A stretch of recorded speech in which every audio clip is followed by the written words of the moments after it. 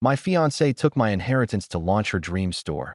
But months later, I made a move no one expected, and then she walked in like she owned the world, but with that quiet kind of charm only bookworms seem to carry. Every Tuesday, Thursday, and Sunday night, she sat at the corner window table, ordering the same chamomile tea and spreading a small mountain of art history books across the table. Sticky notes stuck out from every direction, highlighters capped and uncapped, her fingers always moving.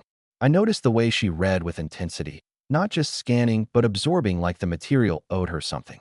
I worked behind the counter back then, slinging lattes and cold brews in a small campus cafe on the edge of downtown Cincinnati. It wasn't glamorous, but it paid enough to keep the lights on and the student loan sharks at bay.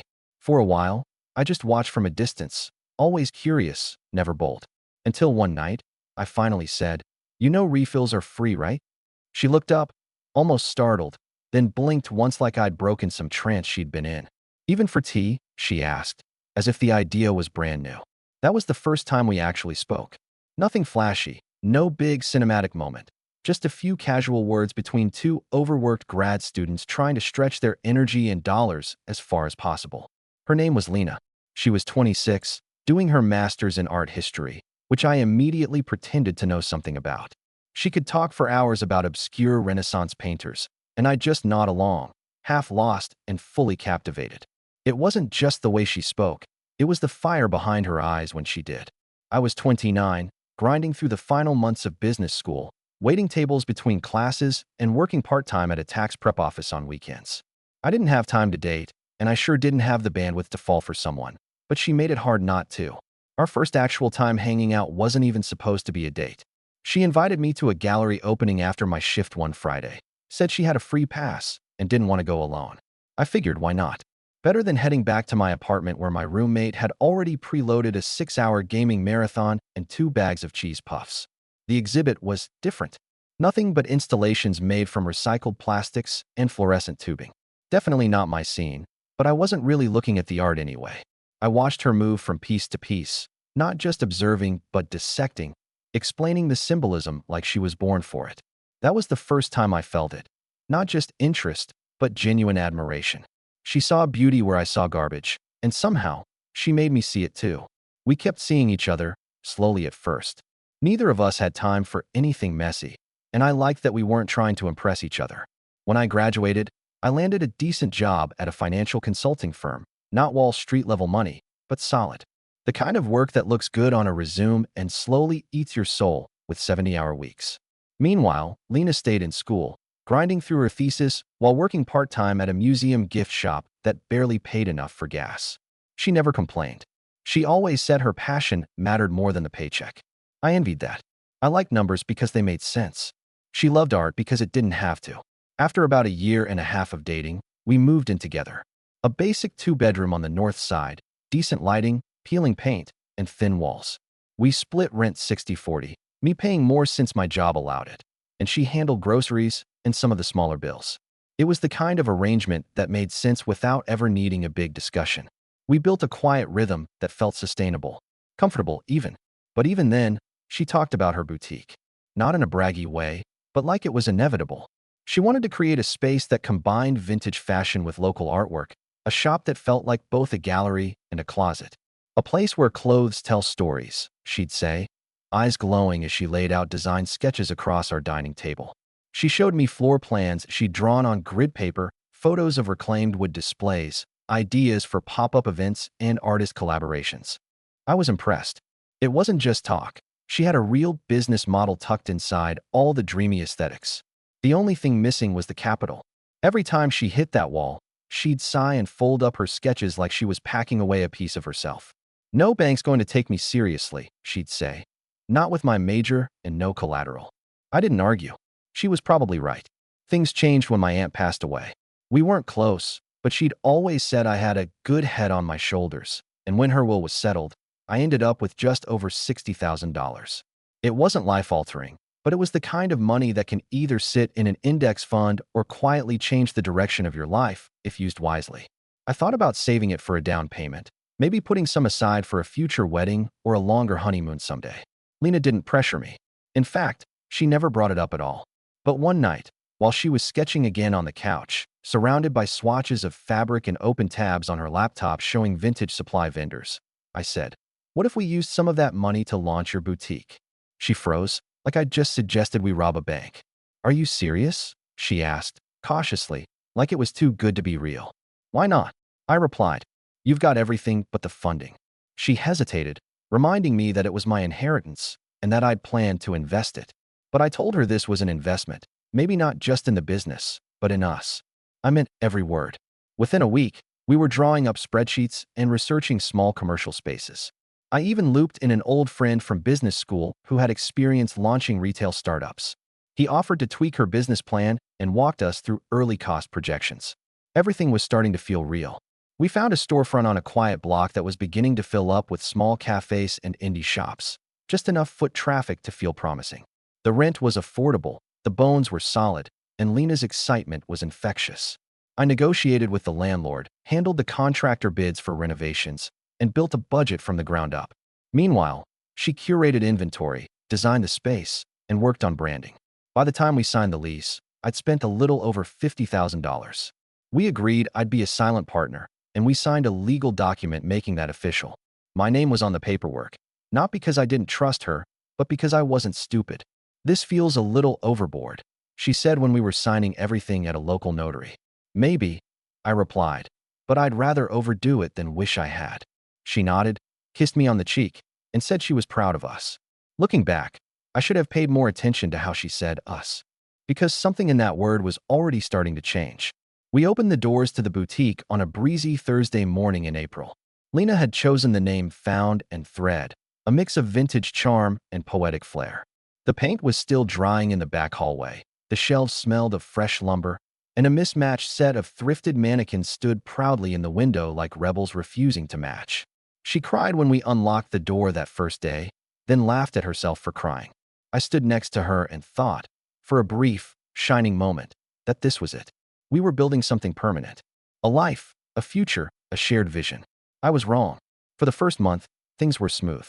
I kept my job at the firm, but spent weekends at the shop helping with bookkeeping, making supply runs, and troubleshooting the clunky website. Lena, to her credit, poured herself into the store completely. She had a natural way with customers, remembered names after one visit, made small talk without it feeling forced. I liked watching her work.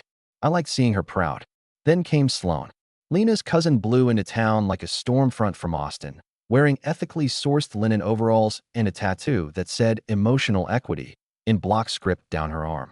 The first time we met was over dinner at our apartment, and within 10 minutes, she asked me if I felt comfortable participating in patriarchal business models as a male partner. I thought she was joking. She wasn't. Lena just gave her a nervous laugh and passed the salad.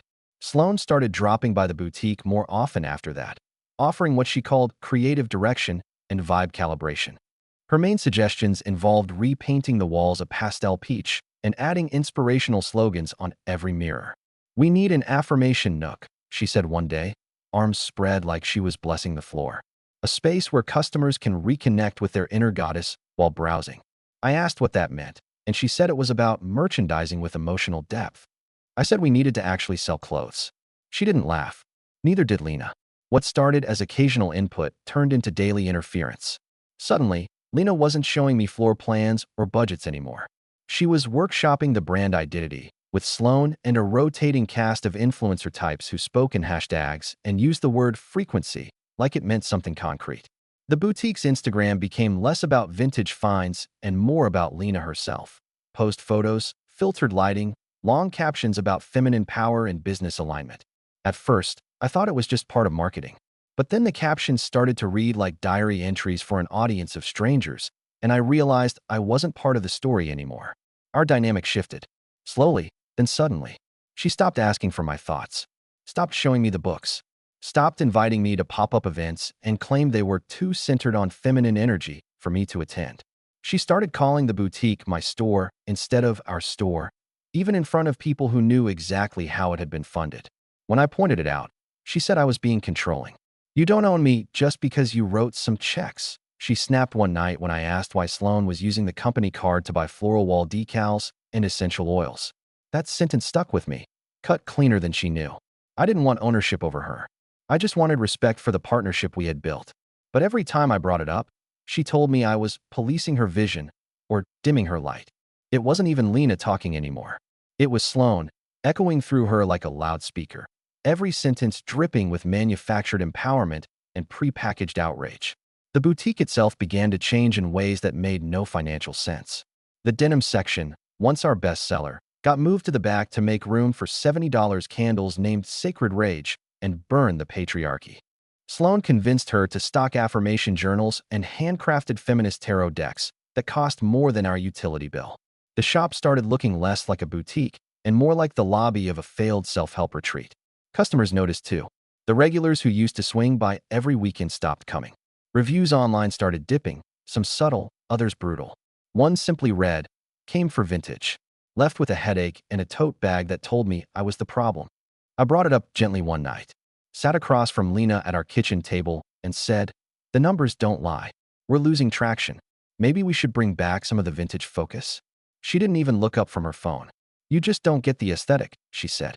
"Not everything's about margins and math." I told her I wasn't trying to squash her creativity. I just didn't want the shop to collapse. She rolled her eyes.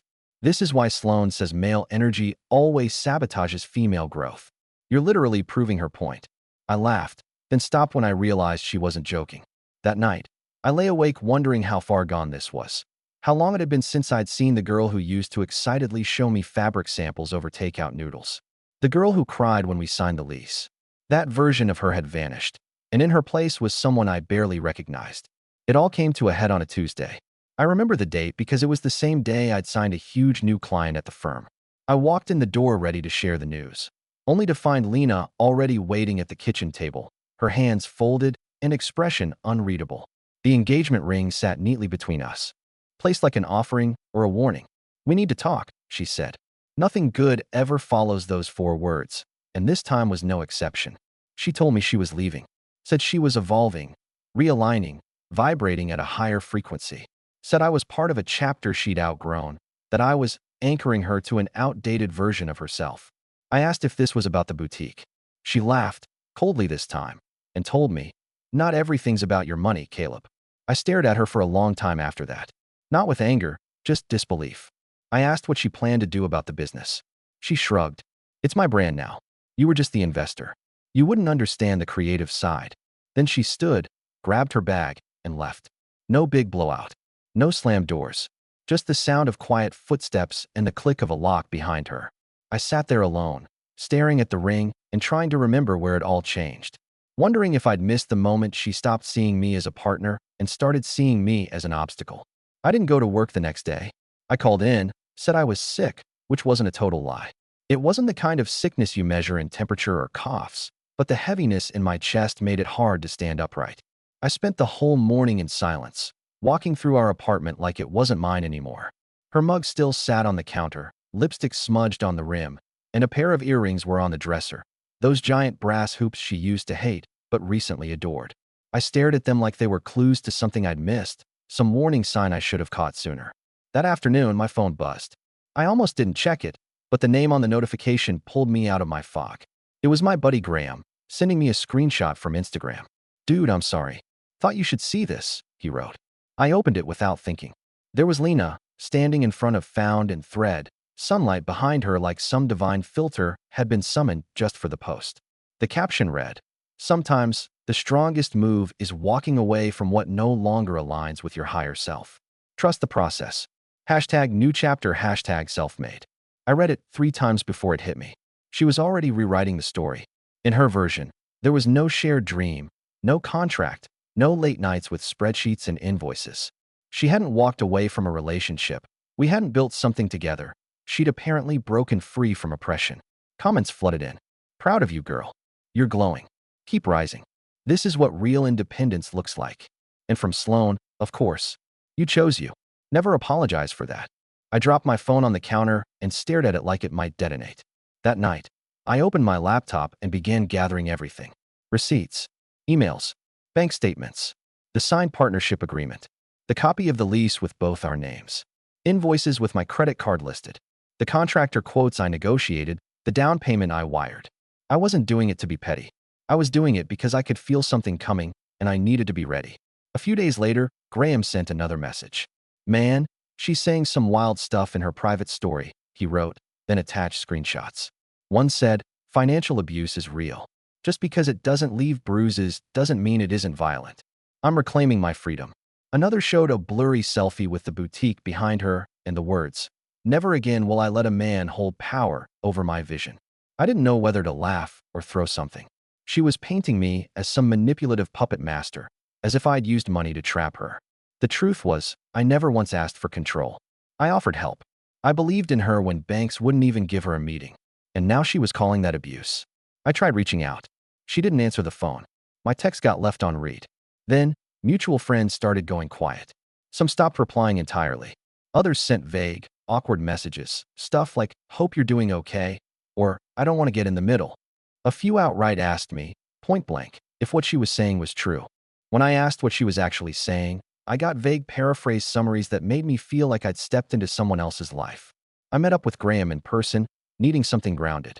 Over beers, he leaned in and said, "She's telling people you tried to take credit for everything, that you threatened to pull funding if she didn't do things your way, that you used money to control her." I blinked at him, stunned. "I literally funded the whole thing so she could have creative freedom," I said. "I let her run it however she wanted." He nodded slowly. "I know, man. But it doesn't matter what actually happened. She's shaping the story now." I stayed quiet for a few days. I hoped it would blow over. Maybe she'd cool down, realize how unfair the narrative had become. But then my boss pulled me aside at work, said someone had called HR anonymously with concerns about my conduct toward a former partner. He wasn't accusing me of anything, just giving me a heads up. That was the moment I stopped hoping for things to calm down. That was the moment I called a lawyer. His name was Ron, and he was calm in the way that makes you feel like you're not actually losing your mind. He looked over my documents, flipped through the signed agreement, and nodded. "You're in better shape than most," he said. "You've got receipts, legal signatures, ownership rights. She can't erase you just because the relationship ended." I asked him what my options were. He said we could force a buyout, push for liquidation, or, if we wanted to keep it professional, I could simply assert my rights as co-owner and block any major decisions until the matter was resolved. "Let's start with a letter," I said. "Something formal. Clear." The letter went out 2 days later. Nothing aggressive, just a statement of my involvement and a reminder that business decisions required mutual consent. Her response came fast and loud. Not from her, but from a new lawyer she'd hired. Someone Sloan knew, of course. A guy who wrote blog posts about dismantling patriarchal capitalism and once gave a TEDx talk titled "Gendered Economics in the Age of Late-Stage Masculinity." His reply was less a legal argument and more a manifesto. It accused me of trying to wield financial privilege to dominate a female entrepreneur and claimed that my investment came with coercive undertones. My lawyer read it and actually laughed. "This isn't a legal argument," Ron said. "It's a Twitter thread." While the legal back and forth dragged on, I still had access to the boutique's accounting dashboard. Lena had forgotten to revoke my login. I wasn't spying. I was looking at numbers. Numbers don't lie. Sales were plummeting. Her inventory wasn't moving. The most expensive items were the worst performers. Mass-produced t-shirts with slogans about power and identity, empowerment candles, overpriced notebooks. The denim, the stuff that actually sold, had been shoved to the back racks. The average transaction amount had dropped by almost 30%. She'd hired a social media consultant, another friend of Sloan's, who charged $75 an hour to build engagement. Engagement did go up. Likes, shares, followers. But revenue didn't budge. That's the thing about likes. They don't pay rent. Then I saw the real kicker. A $3,200 charge for a photo shoot involving 6 models, an in-house stylist, and custom backdrop rentals. It resulted in 0 additional sales over the following week. I nearly put my fist through the wall. The reviews were damning. People didn't hate Lena. They were just confused. One wrote, "I came here for vintage pieces. Now it feels like a shrine to Instagram culture." Another said, "Was lectured on capitalism while trying to buy a jacket. Weird vibe." The writing was on the wall. She didn't know how to run the business without someone else handling the numbers, and I was no longer there to fix the mess. Then, one afternoon, Ron called me. "She wants to meet," he said. "No lawyers. Just the two of you." I asked what for. He said she'd been vague, but the tone suggested desperation. I agreed. I didn't know why. Maybe I needed closure. Maybe I wanted to hear the words, even if they were hollow. We met at a diner across town. Neutral territory. She looked tired, like something had been eating her from the inside. The carefully curated aesthetic was still there, but it felt brittle, held together with tape and stubbornness. She sat down, didn't order anything, and stared at the menu like it held answers. Then she looked up and said, "The boutique's struggling. I need more capital." I almost laughed. I wanted to believe I misheard. "You're asking me for more money?" I said. "After everything?" She shifted in her seat, eyes flicking toward the window. It wasn't personal. Things were just messy. I said things I didn't mean. I shook my head, slow and deliberate. "No, Lena. You said them very clearly. You let people believe I was abusive. You let our friends think I was some jealous ex who tried to crush your dreams."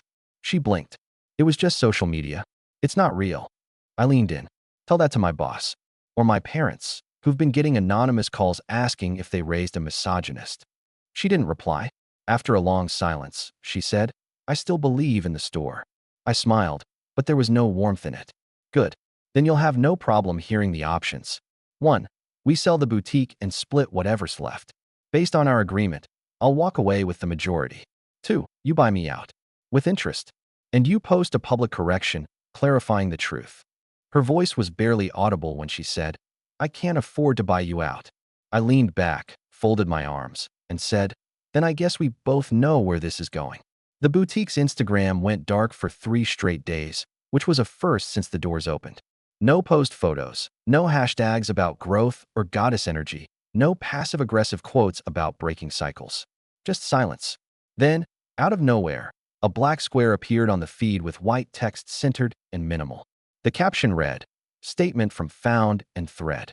I didn't even have to click it to know what it was. The message underneath was written like a legal draft disguised as an apology.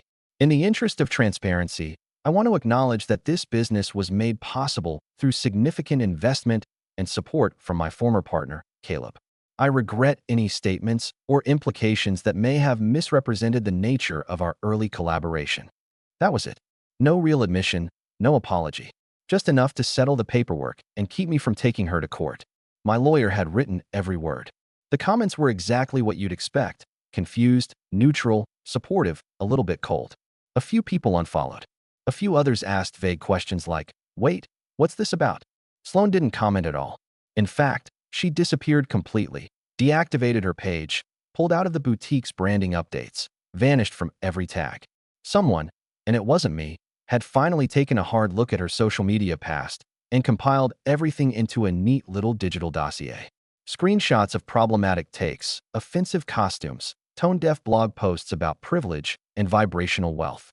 The kind of content that people love to pretend doesn't exist until it gets pulled into the light. I later found out the one behind it was Nate, a guy we'd both known for years. He messaged me saying, "That girl had it coming. Been talking down to everyone like she's some walking TED Talk." And just like that, Sloan was over. Canceled by the same wave she used to ride on. In the aftermath, she unfollowed Lena, removed her from her contact bios, and when asked if she still worked with the boutique, she gave a cold, perfect response. "I can't ethically associate with businesses built on dishonesty." That was rich coming from her. With Sloan gone and Lena's circle shrinking by the day, the boutique started to quietly change. No announcements, no grand pivots, just a slow, almost reluctant rollback to what we'd originally built. The empowerment corner disappeared one morning like it had never existed.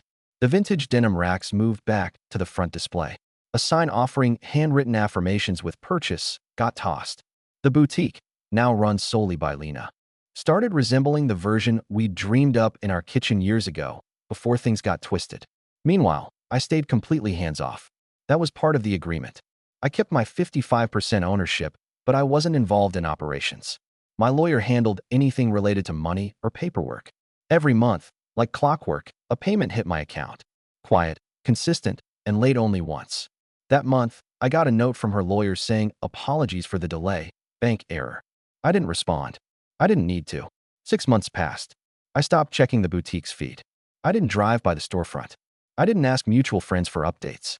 When people mentioned her name, I shrugged and changed the subject. I wasn't bitter. I was just done.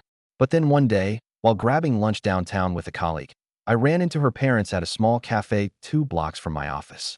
I spotted them first. Her mother noticed me and froze for a beat, then smiled.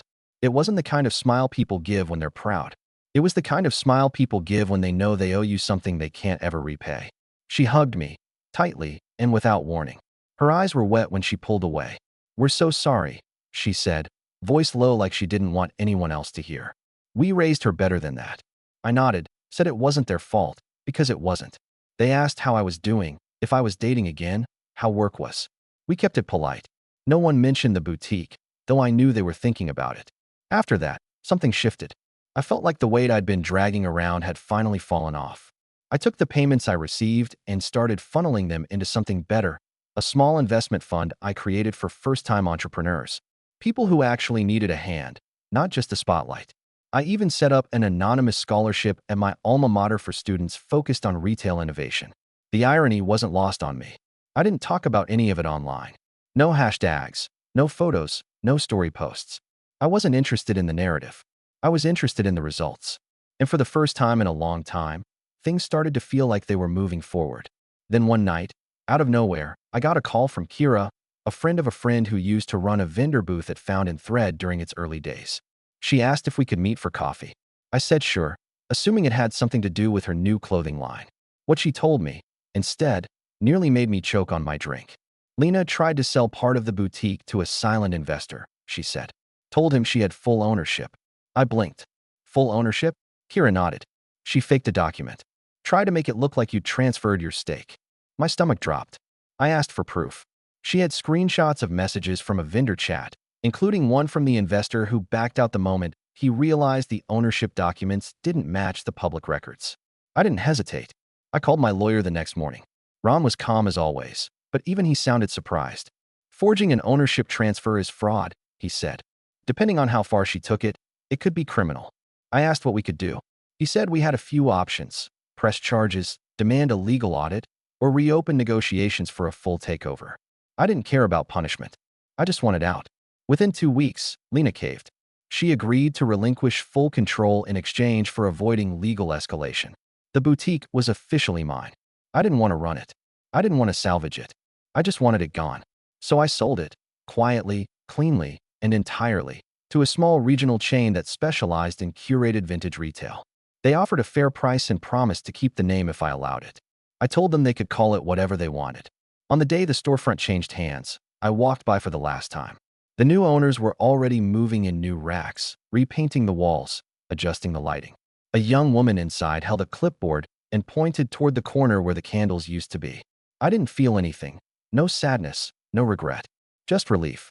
Like closing a door that never should have been open in the first place. I never heard from Lena again. No texts. No emails. No passive-aggressive subtweets. She vanished just as quickly as she had exploded. The last thing I heard about her came secondhand through a vendor friend. She was living in a shared flat in the edge of the city, working part-time for a startup that made biodegradable shoes. The engagement ring I'd bought her now lives in a safety deposit box, locked away not as a keepsake, but as a reminder. A reminder that loving someone doesn't mean funding their fantasy. That investing in a dream is not the same as building something real together. And most of all, a reminder that when someone shows you who they are, you only need to see it once. I thought that was the end of it. The boutique, the drama, the slow public unraveling. I had sold the store, cashed the check, and walked away with my peace. My name was no longer connected to the brand, no longer attached to the whispers of feminist merchandising or identity-focused candles. For a while, I didn't even say her name out loud. I wanted to let it fade the way you let a nightmare dissolve after waking up, slowly and with intention. A few months later, I got a message from a woman named Dana, someone I didn't know directly, but her name rang a bell. She ran a small startup incubator affiliated with the local university, one of those grassroots organizations that helped first-time founders develop real business plans before throwing themselves at the market. She asked if I'd be open to speaking with a group of students about retail investments and startup risk management. I said yes without really thinking, maybe because it felt like a full-circle moment. Maybe because I wanted to believe some of this mess had served a purpose. I met with 10 students, each of them pitching different ideas: pop-up restaurants, mobile skincare units, eco-friendly gift boxes. One student even pitched a concept eerily similar to Found and Thread, minus the drama and affirmations. I listened, gave feedback, and told them the single most important rule I had learned the hard way. Don't confuse enthusiasm for capability. Passion isn't a substitute for execution. No one flinched when I said it. I never brought up Lena, never mentioned the boutique, never shared the real story behind my own failed venture. It didn't matter. What mattered was helping these students avoid the traps I hadn't seen coming. I left the session feeling lighter than I had in years. It felt like finally standing up straight after carrying something heavy for far too long. About a week later, I was having dinner with my colleague Marshall and his partner Imani, who also worked with small business mentorship groups. We got on the topic of branding disasters, and I told a sanitized version of my story, the tale of an anonymous boutique that crashed after prioritizing aesthetics over sustainability. Imani laughed and said, "You'd be shocked how many people treat branding like it's oxygen." I smiled but didn't correct her. I wasn't ready to name names. Later that evening, as we wrapped up dessert, I got a message from Nate. It simply read, "Check this out, Lena's back online." I hadn't looked at her social media in months. She'd been dormant, at least publicly. But sure enough, when I clicked the link, there she was, standing in front of a blank wall, holding a whiteboard, dressed like someone halfway through rebranding themselves again. The caption read, "Excited to share something that's been in the works for a while, my new business coaching series for visionary women entrepreneurs." I didn't know whether to laugh or cry. The comments were as ridiculous as ever. People I didn't recognize hyping her up like she was about to save the world. She was offering one-on-one alignment sessions, complete with access to her exclusive workbook titled Building from the Feminine, Wealth Through Intuition. The whole thing reeked of the same empty phrases that had brought the boutique to its knees, only now packaged for resale as advice. I shook my head and put my phone down. Some people don't learn. Some people just pivot their failure into another pitch. 2 days after that, I got an email from Dana, the startup incubator manager. Her message was casual but curious. She said someone had recently applied to their coaching directory using my name as a reference. That someone was Lena. I stared at the screen for a solid minute, unsure what emotion I was supposed to feel. Disbelief? Annoyance? A twinge of respect for the sheer audacity? Apparently, she had told Dana's team that I'd mentored her during the early stages of her boutique and played a supportive but non-controlling role in the brand's launch. She described me as an example of what healthy investor-founder relationships could look like. It was surreal. For months, she had weaponized my name behind closed doors, twisting my role into something toxic. Now, she was trying to turn me into a character witness. I called Dana immediately and set the record straight. I didn't go into detail, but I made it clear I would not be affiliated with her in any capacity. Dana, to her credit, didn't push. She thanked me for the honesty and said Lena's application had already raised a few red flags. "Honestly," she said, "you're not the first to raise concerns." A few nights later, I got an unexpected call from Freya, one of the friends who had distanced herself during the worst of the breakup. I hadn't spoken to her in nearly a year. She sounded awkward at first, but then she got to the point. "I wanted to say sorry," she said. "I believed a lot of stuff I shouldn't have. I didn't even ask for your side." I told her it was okay, though I didn't mean it completely. She asked if we could meet for coffee. I agreed, out of curiosity more than anything else. When we met, she told me what finally changed her mind. "I saw her at a networking event," she said, "and she was telling this guy, some startup investor, that she'd built her boutique from nothing but intuition and self-discipline. Word for word what she used to post. When someone mentioned you, she brushed it off and said you were just an ex who tried to claim credit after the fact." I laughed, bitter but unsurprised. "She never quits," I said. Freya looked embarrassed. It finally hit me how fake it all was. Over the next few weeks, other people started trickling back into my life. Friends who had pulled away during the chaos, now cautiously reaching out like dogs who remembered the last time they barked too loud. Some apologized. Some pretended nothing ever happened. I didn't hold it against them. People crave simplicity, and Lena's story had been cleaner than mine. I was the overbearing investor. She was the silenced visionary. Easy roles to understand. Easy lies to swallow. But that version of the story couldn't last forever. About 3 months after her coaching business launched, it started falling apart. Her site stopped updating. Clients began posting reviews saying they'd been ghosted after paying for sessions. Someone on Twitter shared screenshots of pre-written, personalized advice templates that had been sold to multiple people with identical language. Word got around that she wasn't delivering what she promised. Eventually, the entire brand collapsed under the weight of its own buzzwords. The final message I got from her came on a rainy Thursday in May. It was short, just 5 words. "Can we talk? Please, Lena." I stared at it for 10 minutes. I didn't respond. Because that's how it ends, I guess. Not with a bang, not with a confession, but with silence. Not the kind that hurts, but the kind that finally feels earned. I don't hate her. I don't wish her harm. I just don't want to give her another word, another moment, another chance to rewrite the truth. And that truth? It's simple. She took my money. She used my name. She bent the truth until it fit the image she wanted the world to see. But in the end, it wasn't enough. Because filters fade, narratives collapse, and eventually, even the best performance runs out of audience. I've moved on.